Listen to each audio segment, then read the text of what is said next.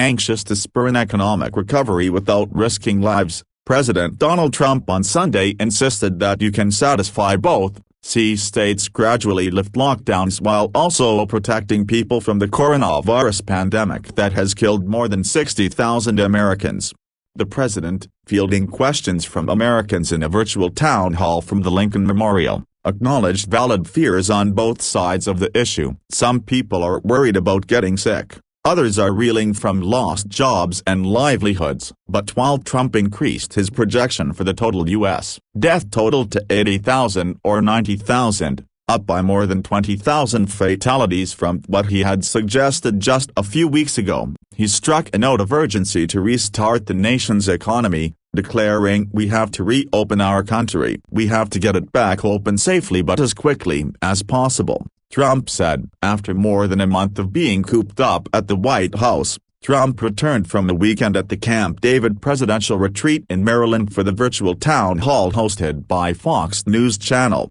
The president said of his monumental backdrop, "We never had a more beautiful set than this." As concerns mount about his re-election bid, Trump stuck to his relentlessly optimistic view of the nation's ability to rebound soon. "It is all working out," Trump said. "It is horrible to go through, but it is working out." Many public health experts believe the nation cannot safely reopen fully until a vaccine is developed. Trump declared Sunday that he believed one could be available by year's end. U.S. public health officials have said a vaccine is probably a year to 18 months away. But Anthony Fauci, the nation's leading expert on infectious diseases and member of the White House Coronavirus Task Force, said in late April that it is conceivable, if a vaccine is soon developed, that it could be in wide distribution as early as January. Though the administration's handling of the pandemic, particularly its ability to conduct widespread testing, has come under fierce scrutiny, the president tried to shift the blame to China and said the U.S. was ready to begin reopening. "I'll tell you one thing, we did the right thing and I really believe we saved 1.5 million lives," the president said. But he also broke with the assessment of his senior advisor and son-in-law, Jared Kushner, saying it was too soon to say the federal government had overseen a success story. Trump's impatience also flashed, while noting that states would go at their own pace in returning to normal, with ones harder hit by the coronavirus going slower. He said that some states, frankly, I think aren't going fast enough. He singled out Virginia, which has a Democratic governor and legislature, and he urged the nation's schools and universities to return to classes this fall. Federal guidelines that encouraged people to stay at home and practice social distancing expired late last week. Debate continued over moves by governors to start reopening state economies that tanked after shopping malls,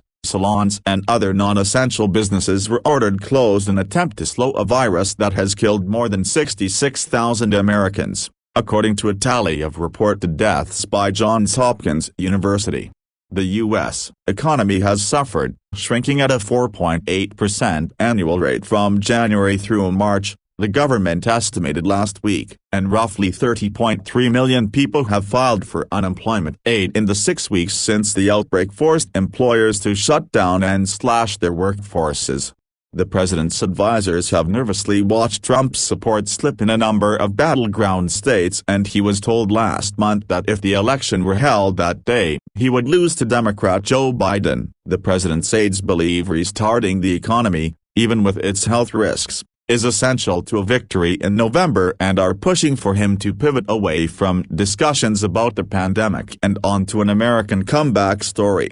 To that end, Trump will begin traveling again, with a trip to a mask factory in Arizona planned for Tuesday. The president also is set to speak in June at commencement for the U.S. Military Academy at West Point. Returning to campus for commencement will require graduates to self-isolate for 14 days, but Trump insisted the event poses no risk to the cadets.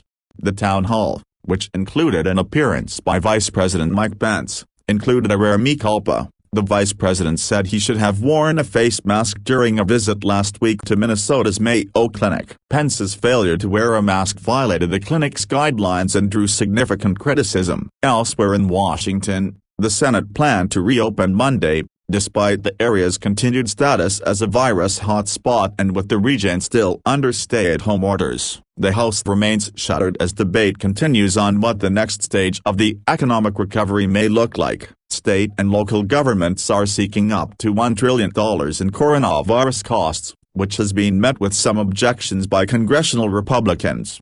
Trump said that while he thought common ground could be found with Democrats over an infrastructure package, "We're not doing anything unless we get a payroll tax cut that is so important to the success of our country." That proposal has been met with objections from both parties. The leaders of California and Michigan are among governors under public pressure over lockdowns still in effect, while states such as Florida, Georgia and Ohio are reopening.